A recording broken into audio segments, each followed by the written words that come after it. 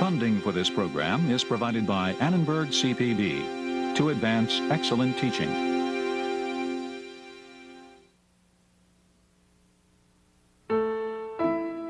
America in the late 19th century, everywhere, east and west, the sense of possibility, opportunity, excitement. The Civil War is over. Reconstruction's failure denied. So there's this enormous swirling change that goes on, and the creation of an industrial machine and what it does to human life and to culture. Tolstoy called it the permanent revolution. The Industrial Revolution, you could hear its roar around the world. I mean, when I look at the 19th century through the eyes of Europeans, what they're impressed by in the West as well as in the East is they're impressed by businessmen. That's who impresses them. They capture the eye of these people. One foreigner calls them capitalist conquistadors. He says he's never seen anything like this. Men like Gustavus Swift and Andrew Carnegie. In New York and Chicago and across the nation, Americans are making things and money on a spectacular scale. But there is always a price. A new America, industrial supremacy, today on A Biography of America.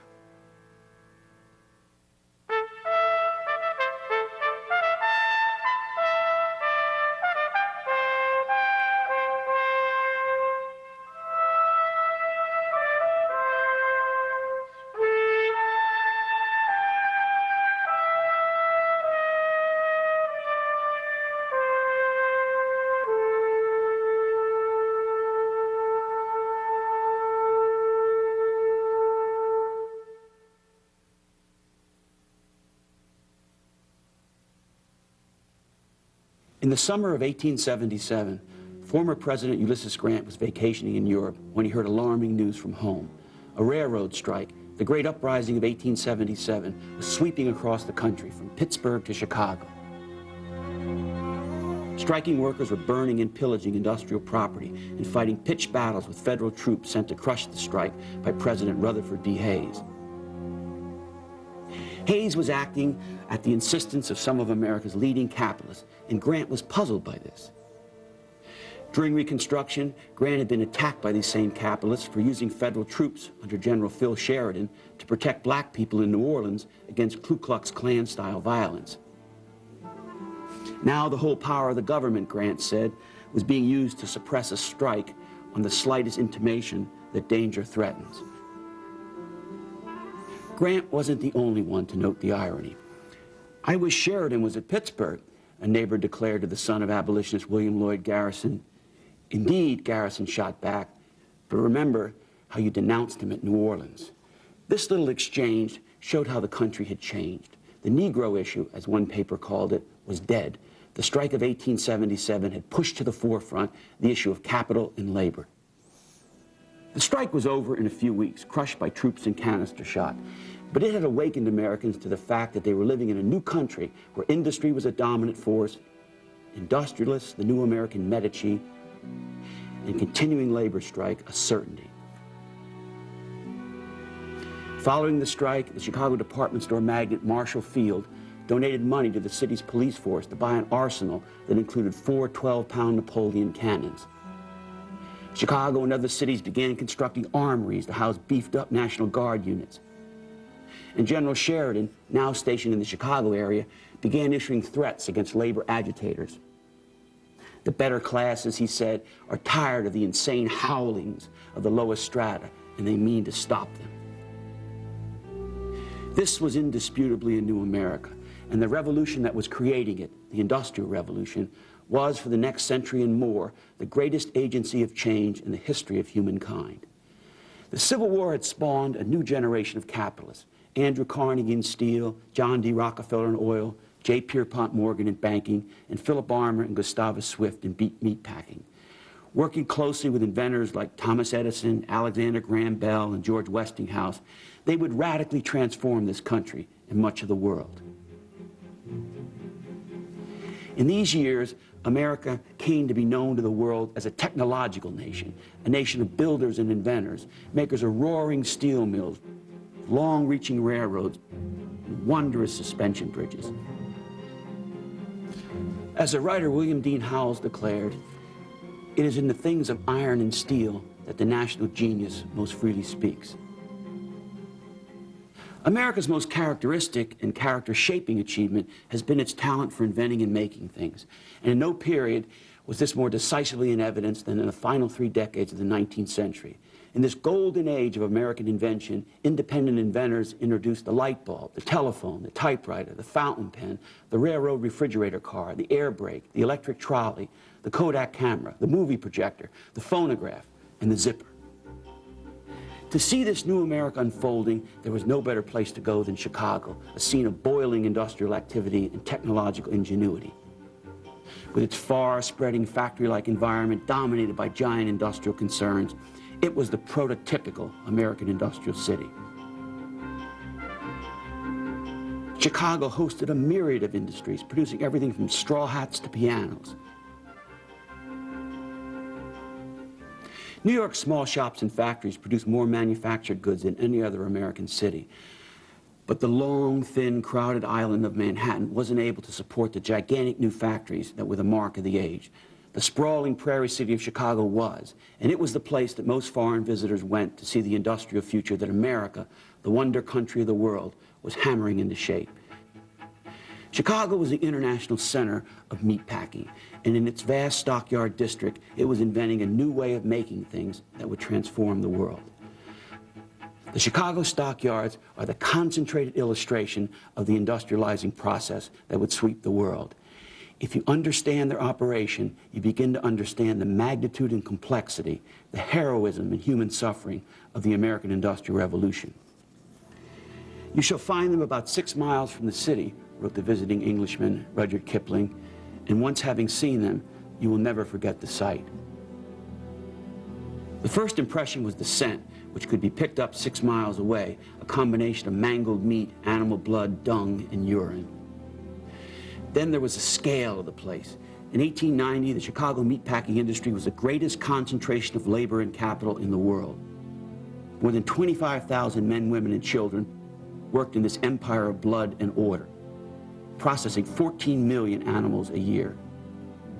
The 2 largest packing houses, run by Philip Armour and Gustavus Swift, did a business worth $200 million a year.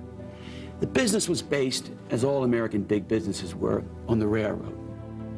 Each day, acres upon acres of pens would fill with animals arriving by rail from places as far away as Wyoming and Texas. Once in the yards, the animals were bought and sold by traders on horseback and then sent to the killing floors of the packing houses. By the end of the day, almost all the pens were empty, and the ritual of collecting, selling, and killing began all over again. The stockyards were not only Chicago's biggest industry, they were also, believe it or not, its biggest tourist attraction. On a tour of North America, the actress Sarah Bernhardt said that the thing that most impressed her about Chicago was the butchering of the hogs, a terrible and magnificent sight. Inside the House of Blood was America's first assembly line, or more accurately, disassembly line, for the product was pulled apart rather than put together. Here's how the procedure worked. A live hog was attached to a giant wheel by a chain around one of its hind legs. When the wheel began to rotate, the hog was jerked into the air, upside down, squealing and kicking, and was carried by the movement of the wheel to an overhead rail that ran the length of the building on a descending angle from the top to the bottom floor. Then the pig's throat was cut, and the carcass was cleaned, washed, and butchered by hundreds of hands as it passed along the overhead wire to the cold storage area. The entire operation, from the killing wheel to the death locker, took less than 10 minutes. The killing and cutting process for cattle was different, but was performed with equal efficiency. Foreign writers and businessmen came to Chicago to observe the operations at the stockyards. One of the most astute visitors was the French novelist Paul Bourget. When Bourget went to the Union stockyards in 1893 with a group of his countrymen, he went with the idea of learning more about the ideas and ingenuity that would make the next century, he was convinced, the American century, with Chicago as its vanguard city. After touring Armour and Company's houses of blood, Bourget and his companions stepped into a carriage and headed back to their hotel, excitedly discussing the significance of what they'd seen. As Bourget wrote in his notebook, we all agreed that the first characteristic of this enterprise is the stupendousness of its conception. But behind it all was a passion for order. Bourget saw this union of order and vision as the key to American industrial supremacy. But he and his colleagues were surprised at how little Armour's production system depended on modern machinery. Organization, not invention, explained the amazing efficiency of Chicago's packing plants. Meatpacking was not susceptible to mechanization because the raw materials, hogs and sheep and cattle, varied greatly in size and shape and weight. Meatpacking, ironically, became the first assembly line industry because packers weren't able to mechanize their operations. This forced them to turn from technology to Adam Smith's concept of division of labor as a way of reducing production time and costs. Chicago's slaughterhouses were machines, however, but machines of a new type, machines made up almost entirely of human parts. Bourget was fascinated by the businessmen who built this and other American mass production machines. To him, they were the real makers of America, capitalist conquistadors who had tamed the continent and built new western cities like Chicago in one generation, a feat, he said, that would never again be repeated. What Bourget found most arresting about these capitalists was their warlike combativeness, that and their taste for risk-taking. No two capitalists better embody these traits than the meat kings of Chicago, Philip Armour and Gustavus Swift. Armour and Swift arrived in Chicago in the same year, 1875, and their careers as meat barons were closely linked. Like the Steel King Andrew Carnegie, a former bobbin boy and machine tender, they were self-made men. Armour had been a ditch digger, Swift a country butcher, and their ascent was greatly attributable, like Carnegie's, to organizational ability. Swift, the tight-lipped son of a Massachusetts farmer, started life as a butcher's apprentice and then shifted to cattle dealing, moving west with a geographically expanding business until he arrived in Chicago at the age of 36. The city's meat business was then dominated by packers of pork, not beef. In the absence of refrigeration technology to preserve the product in transit, meat had to be preserved by salting or smoking. This was okay for pork and for Americans to develop a taste for bacon and sausage and smoked ham, but they preferred their beef fresh. So most of the cattle arriving in Chicago weren't butchered there as pork was. Steers were sold and then shipped live and butchered locally in eastern cities. Swift made a lot of money shipping cattle east, but he had the foresight to see that the business he was prospering in was about to change, and he made himself an agent of that change. It was all about supply and demand. Population in the growing cities of the East began to outstrip the local meat supply. At exactly the same time, there was a tremendous expansion of cattle production on the unfenced plains of the West. Thundering herds of Texas longhorns, 250,000 in a herd, were driven to new railroad towns like Abilene, Kansas. The primary industry in Abilene had been raising prairie dogs before a Chicago livestock dealer named Joseph McCoy built cattle pens near the new rail depot there, a place on the map where old Spanish trading trails intersected with westward pushing railroads. From the holding pens of this brawling cow town and other towns that grew up as fast as it did, places like Dodge City and Cheyenne, cattle were sent to Chicago and shipped from there to slaughterhouses everywhere.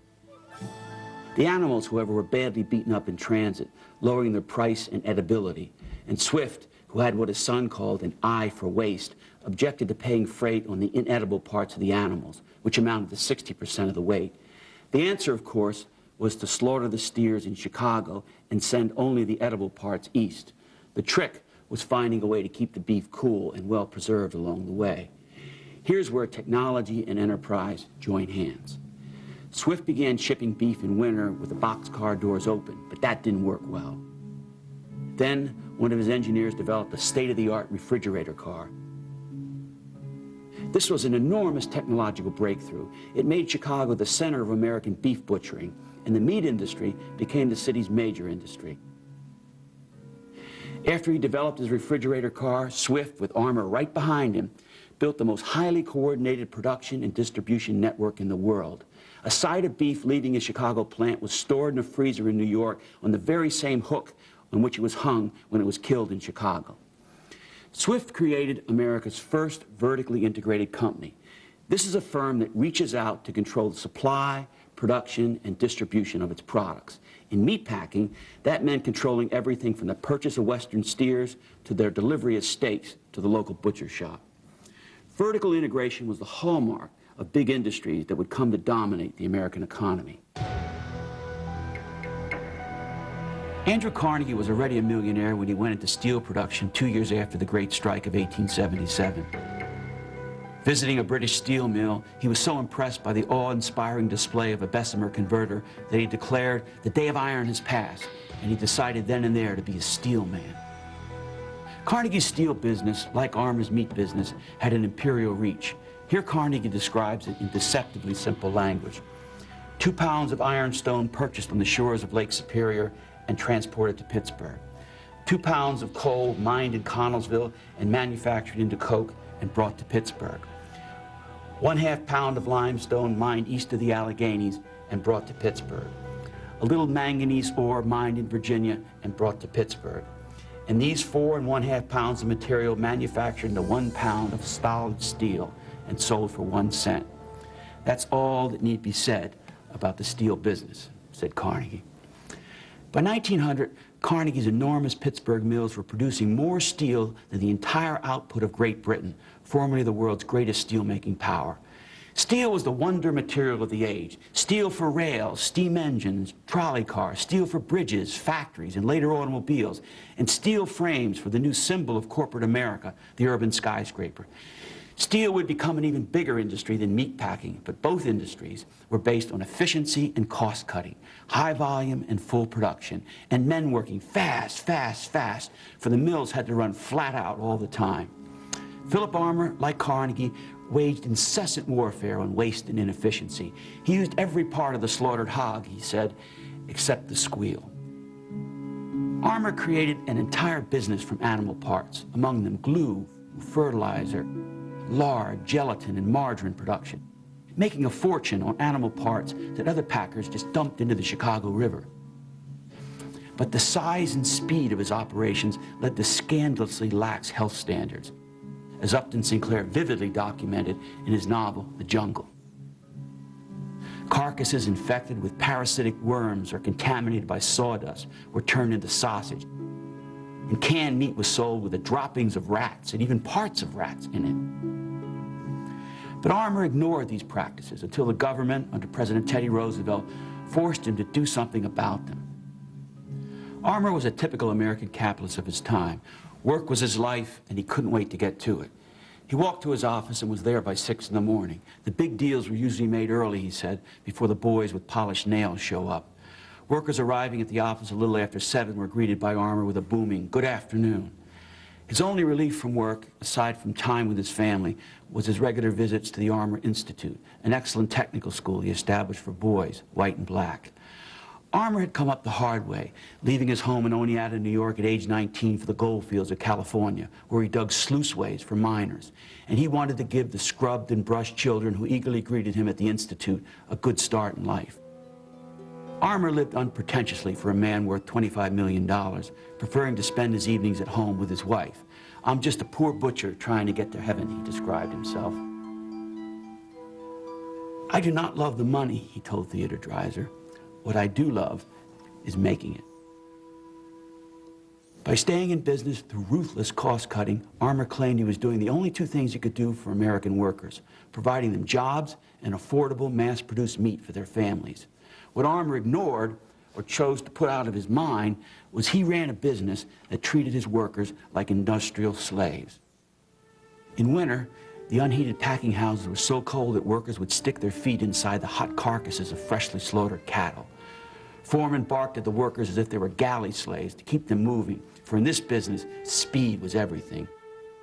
And to keep down labor costs, packers hired hundreds of workers for only as long as they were needed, for a week, or a day, or even a few hours.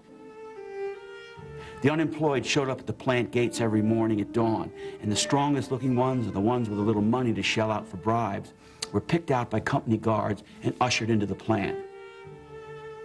Then a policeman would wave his club, and the rest of the men would go dejectedly home.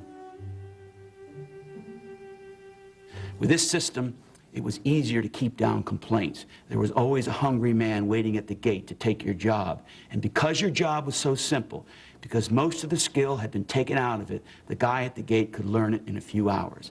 At Armour & Company, almost every worker was a disposable product. Paul Bourget was too caught up in the splendid efficiency of the operations to take notice of the workers. But another foreign observer, the Italian journalist Giuseppe Giacosa, gave a hair-raising report of packing house work. The workers on the cutting line, he wrote, had neither the body nor the face of humans. A mixture of animal grease and blood stained their faces, and blood hardened in their hair and beards and on their overalls, forcing them to walk, he said, with long, stiff strides. But it was not that clear-cut, as Giacosa learned to his amazement when he walked past the packing house gate at closing time. Out through the portals came the blood-soaked men he had seen an hour earlier. They were now, he wrote, a lordly collection of gentlemen, whom our country ladies would take as models of sporty elegance.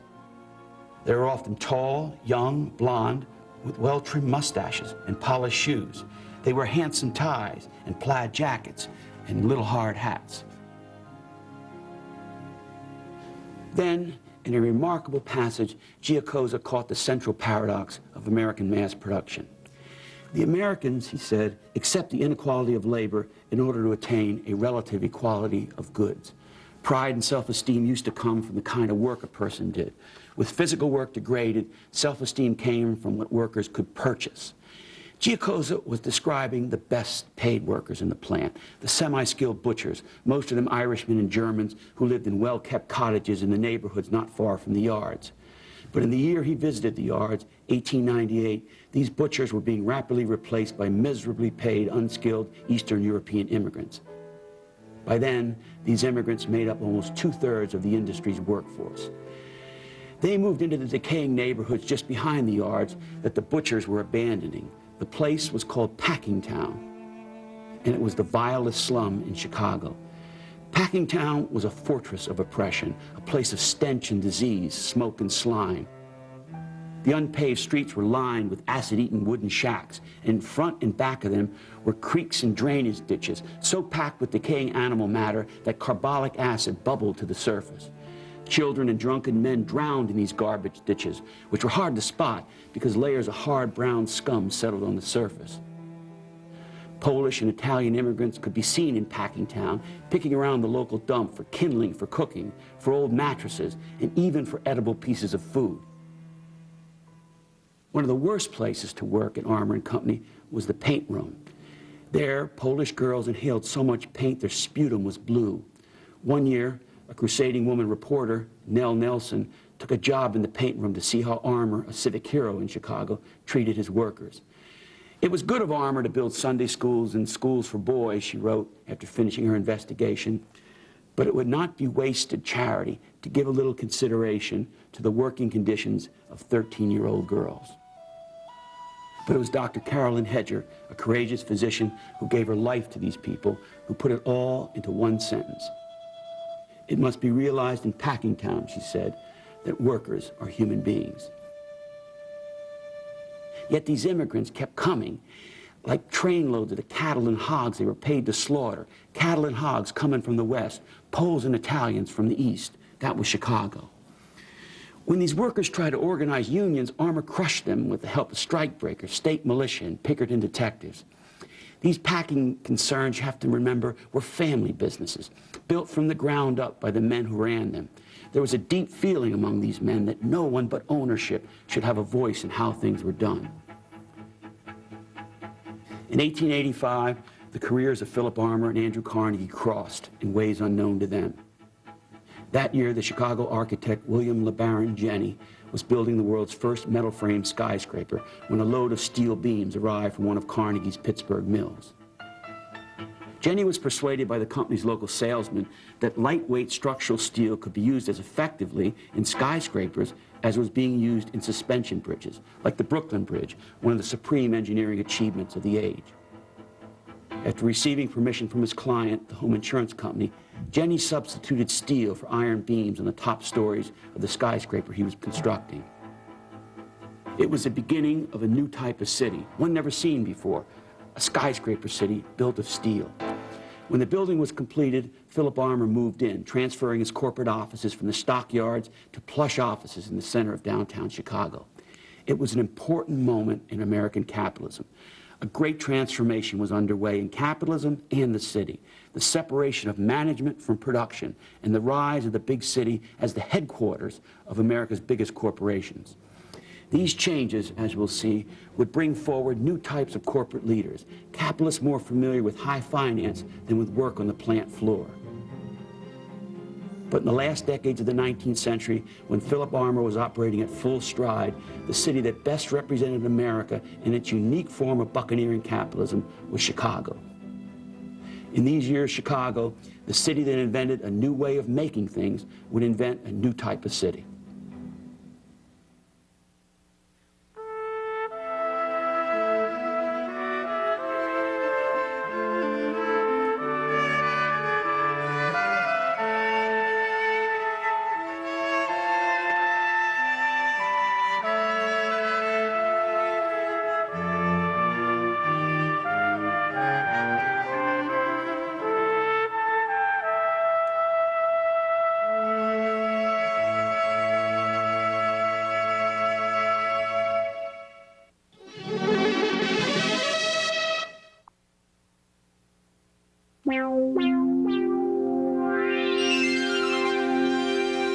Funding for this program is provided by Annenberg CPB to advance excellent teaching.